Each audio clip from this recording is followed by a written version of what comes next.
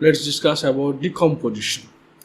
In an ecosystem, decomposition is a very important steps. এখানে decomposition মানে হচ্ছে যে প্রকৃতির জিনিস ডিকম্পোজার দ্বারা ডিকম্পোজ হয়ে গিয়ে সেটা আবার এনভায়রনমেন্টে ফিরে যায়। যেহেতু মিনারেলসের পরিমাণটা পৃথিবীতে লিমিটেড, তাই উদ্ভিদরা মাটি থেকে সে মিনারেলসগুলো শোষণ করে, তারা ডাইরেক্টলি অর ইনডাইরেক্টলি বিভিন্ন অর্গানিজম সেটাকে ইউজ করার পর তারা যখন আবার মারা যায় তখন এই ডিকম্পোজার যেমন ব্যাকটেরিয়া এবং ফাঙ্গাসের দ্বারা সেগুলো আবার মাটিতে মিশে যায় এবং মাটির উপাদান বা মাটির ব্যালেন্সটা মেনটেন থাকে। এই জন্য দেখবে যে আমাদের বডির যা কম্পোনেন্ট, হিউম্যান বডির যা কম্পোনেন্ট আর সোয়েলের কম্পোনেন্ট সেম।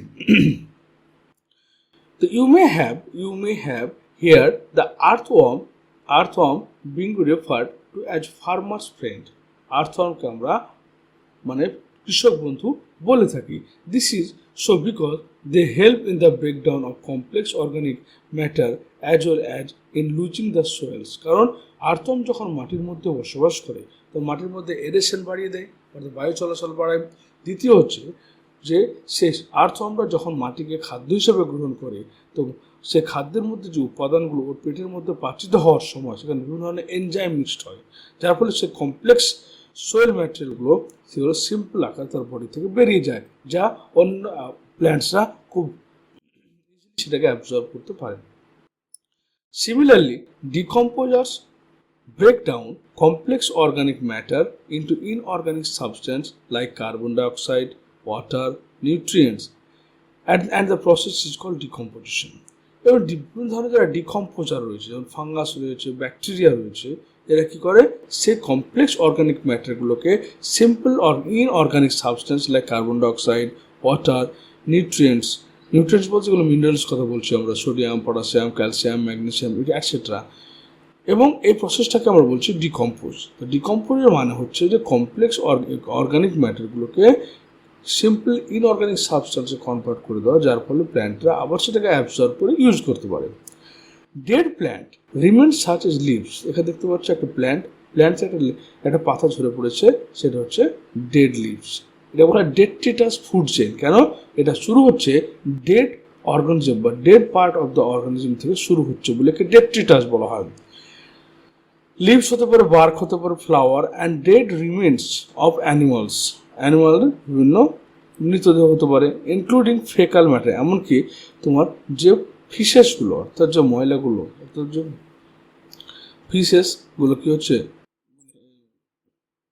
মাটিতে মিশছে, সেগুলো সবগুলো হচ্ছে ডেট্রিটাস মানে হচ্ছে মানে dead matter, okay, which is the র ম্যাটেরিয়াল অফ ডিকম্পোজিশন। তাহলে এখানে ডিকম্পোজিশন স্টেপটা শুরু হচ্ছে ডেড কোনো ম্যাটার থেকে। সে লিফ হতে পারে, ফ্লাওয়ার হতে পারে, বার্ক হতে পারে, কোনো অর্গানিজমের ডেড বডি হতে পারে, তার হচ্ছে ফিশেস হতে পারে, etcetera.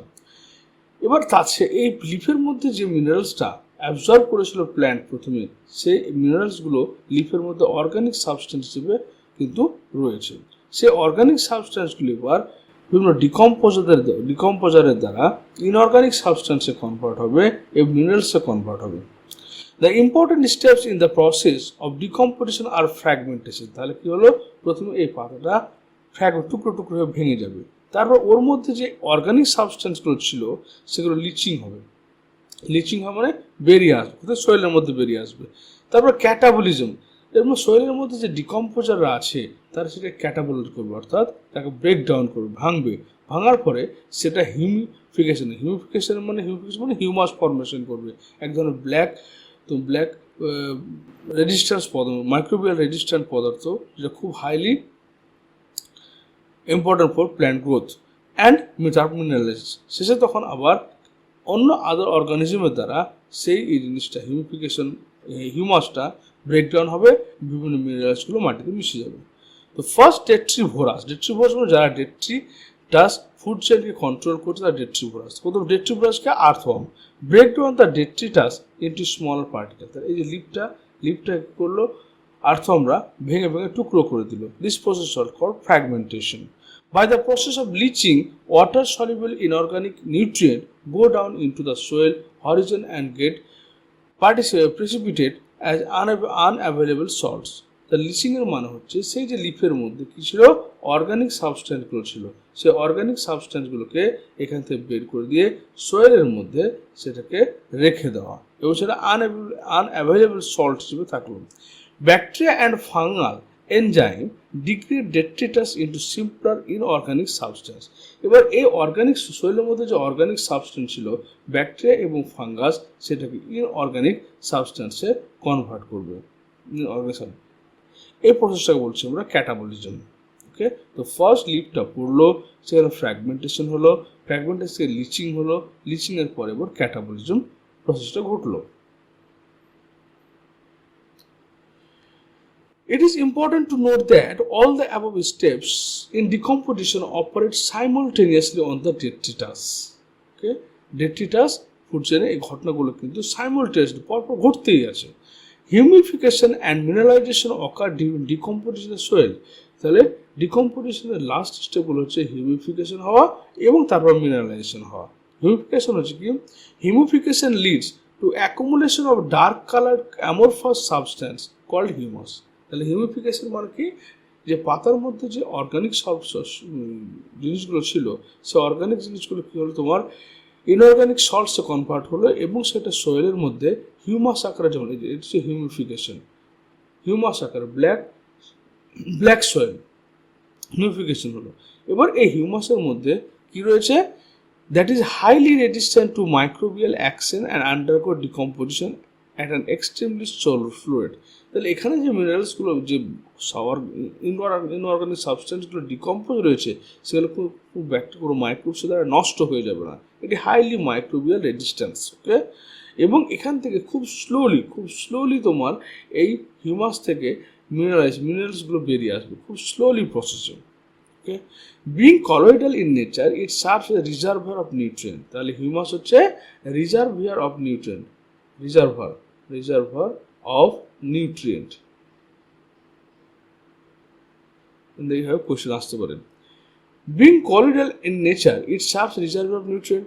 The humus is further degraded by some microbes and release inorganic nutrient occur by the process known as mineralization. কিন্তু এরপরে কি হচ্ছে, কিছু ডিকম্পোজার দ্বারা ব্যাকটেরিয়া, ফাঙ্গাসের এনজাইমের দ্বারা এই পার্টিকুলার যে মিনারেলসগুলো রয়েছে এর মধ্যে, সেটা স্লোলি তোমার মাটিতে বেরিয়ে আসছে, যে তোমার সেটা তোমার গাছরা অ্যাভেলেবেল করতে পারছে নিজেদের জন্য। মানে এই হিউমাসের মধ্যে যে মিনারেলসগুলো রয়েছে সেগুলো ডাইরেক্টলি গাছ কিন্তু ইউজ করতে পারে না, সেগুলো আবার ডিকম্পোজ হচ্ছে কার দ্বারা, ব্যাকটেরিয়া, ফাঙ্গাসের দ্বারা। তারপর সেটা সিম্পলিফাইড হয়ে মিনারেল পাওয়া হচ্ছে। সেই মিনারেলস মানে কি, এর মধ্যে যে উপাদানগুলো সেগুলো শরীরের ওয়াটারের সঙ্গে ডিজলভ অবস্থায় রয়েছে মিনারেল কন্ডিশনে। এই মিনারেলস অ্যাবজর্পশন হচ্ছে প্ল্যান্টস। ওকে, প্রথম শুষ্ক ফ্র্যাগমেন্টেশন হলো, লিচিং হলো, লিচিংয়ের পর ক্যাটাবলিজম, হিউমিফিকেশন, মিনারেলাইজেশন, তারপর প্ল্যান্ট সেটা অ্যাবজর্ব করতে পারবে। Decomposition is largely an oxygen recurring process. তাহলে এই যে এটা কার দ্বারা হচ্ছে, এরোবিক যে অর্গানিজম, মাইক্রো অর্গানিজমগুলো তাদের মাধ্যমে হচ্ছে। এখানে অক্সিজেন লাগবে, কারণ অক্সিডেশন রিয়াকশন ঘটছে এখানে। The rate of decomposition is control by the chemical composition of the detritus and climatic factors. তাহলে এগুলো কী করছে, কার উপর ডিপেন্ড করছে দুটো জিনিসের উপরে। এক নম্বর হচ্ছে যে ডেট্রিটাস, মানে যে মরা জিনিসটা বা যে ডেড ম্যাটারটাকে আমরা নিয়েছি সেটার উপরে, এবং ক্লাইমেটের কন্ডিশনটা কী রয়েছে। প্রথমে বললো অক্সিজেন ডিপেন্ডেন্ট প্রসেস, একটা সাফিসিয়েন্ট অ্যামাউন্ট অফ ময়েশ্চার এখানে লাগবে। In a particular climatic condition decomposition rate is slower if detritus is rich in lignin and chitin and quicker. Lignin এবং কাইটিন দুটোই হচ্ছে সেলুলার। কাইটিন হচ্ছে তোমার ফাঙ্গাসের কোষপ্রাচীর উপাদান, লিগনিন হয়ে গেল উদ্ভিদের কোষপ্রাচীর উপাদান। লিগনিন এবং কাইটিন যদি ওই হিউমাসের মধ্যে থাকে, তো সেখান থেকে মিনারেলসটা বেরোতে টাইম লাগে, কারণ সেটা হচ্ছে খুব stable compound. If detritus rich in nitrogen and water soluble substance like sugars, কিন্তু কখন কুইকার হবে, যখন সেই ডেট্রিটাসের মধ্যে, মানে এই যে ডেট্রিটাস পচা জিনিস রয়েছে এর মধ্যে যদি লিগনিন এবং কাইটিন থাকে বেশি, তাহলে সেটা ধীরে ধীরে ডিকম্পোজ হবে। কিন্তু এর মধ্যে যদি আমার ওয়াটার সলিউবল, নাইট্রোজেন এবং ওয়াটার সলিউবল সাবস্ট্যান্স থাকে, তাহলে খুব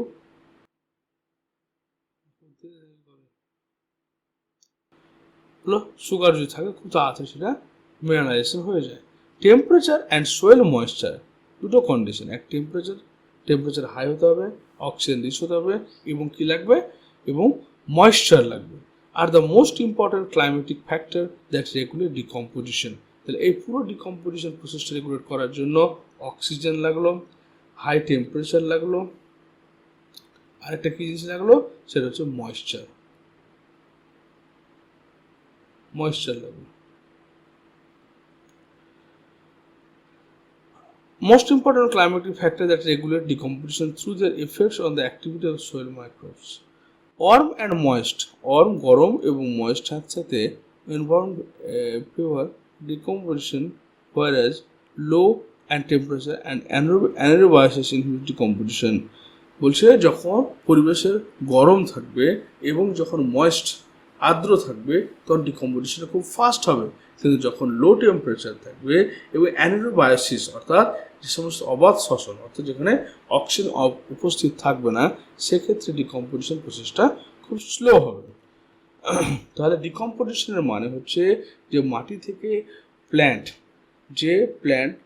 যে মিনারেলসগুলোকে অ্যাবজর্ব করেছিল, সেই মিনারেলসগুলোকে ডিকম্পোজিশনের মাধ্যমে সেটাকে আবার মাটির মধ্যে ফিরিয়ে দেওয়া, যাতে সেটাকে প্ল্যান্টরা আবার ইউজ করতে পারে। এবং এর জন্য কতগুলো স্টেপ লাগলো, একটা ফ্র্যাগমেন্টেশন লাগলো, তারপর ক্যাটাবলিজম হলো, লিচিং হলো, হিউমিফিকেশন হলো, মিনারেলাইজেশন হলো, তারপরে গিয়ে একটা প্ল্যান্ট আবার সেই মিনারেলসগুলোকে অ্যাবজর্ব করলো এবং প্রকৃতির মধ্যে তোমার নিউট্রিয়েন্ট সাইকেলটা কন্ট্রোল থাকলো।